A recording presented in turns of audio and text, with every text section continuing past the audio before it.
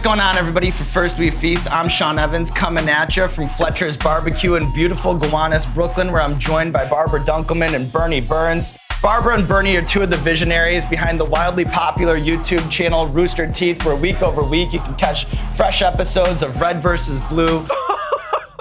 That was amazing! Always Open, and so much more. Barbara and Burnie, you guys just got off the plane from Rooster Teeth HQ in Austin, Texas, fertile hunting ground for some of the best barbecue in the United States. We're here to see if New York's burgeoning barbecue renaissance can match up to the old guard. And Burnie, I want to start with you because I've seen your barbecue vlogs. It's like this perfect combination of wood smoke and meat, and just, it smells so good in here. When I say New York barbecue, what are the things bouncing around in your brain right now? Well, barbecue is one of those things, it's almost like a religion. It's, if you go to different parts of the world, it means different things. But for in Texas, barbecue means beef. It means, you know, beef brisket, beef ribs. I'm coming in, I gotta admit, as a skeptic, I really am. Right. I can't imagine it'll hold up, but we'll see. We'll see. And Barbara, you're from Canada originally. Can you talk to me about your introduction to Texas barbecue? What's it like, the culture there as a Canadian? Experiencing barbecue in Texas was like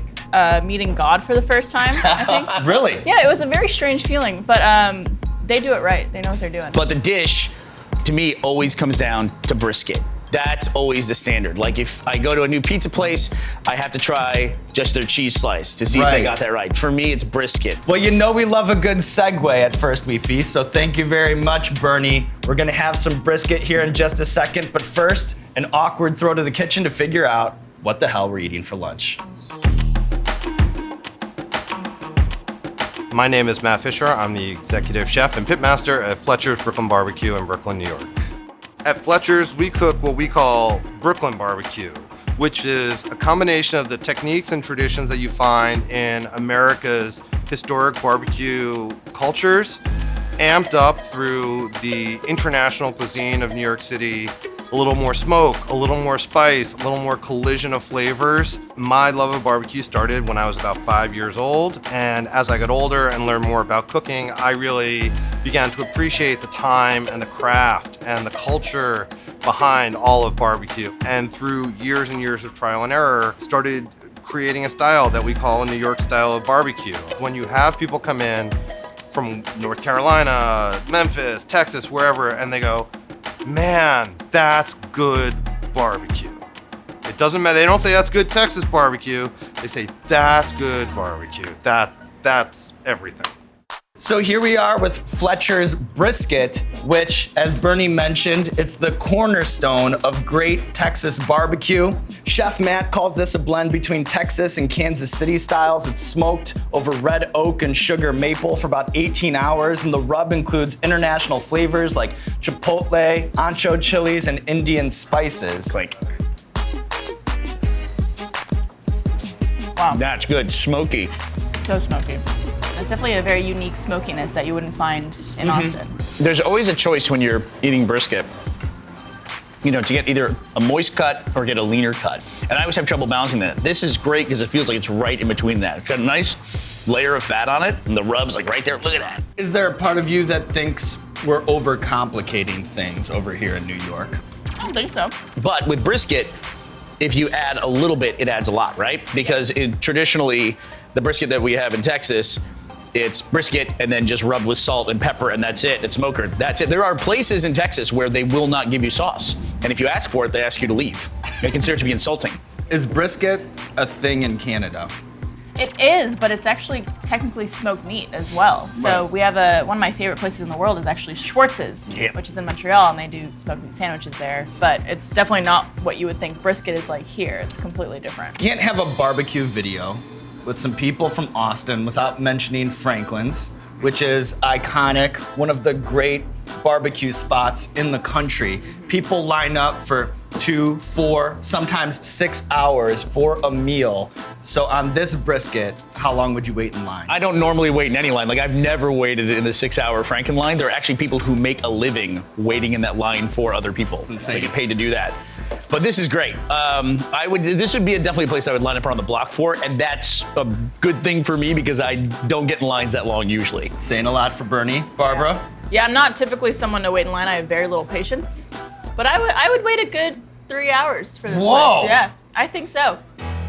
All right, so now we have beef ribs. Look at this bark right here. So my guess is there's gonna be a lot to pick up here. Oh man. This is an incredible amount of flavor, and the moistness is crazy. It's so soft.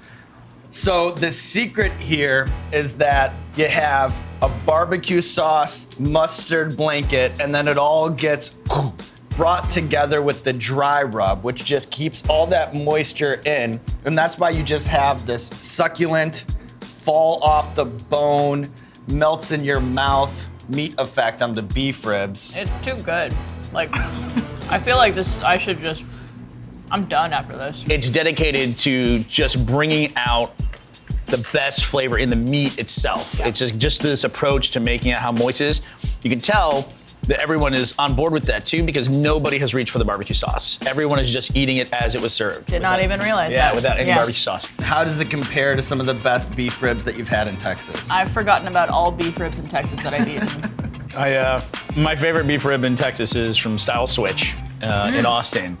And this, to me, so far, of the two dishes we've had, feels the most like home, most like Texas barbecue, and they nailed it. Like this beef rib is incredible, absolutely incredible.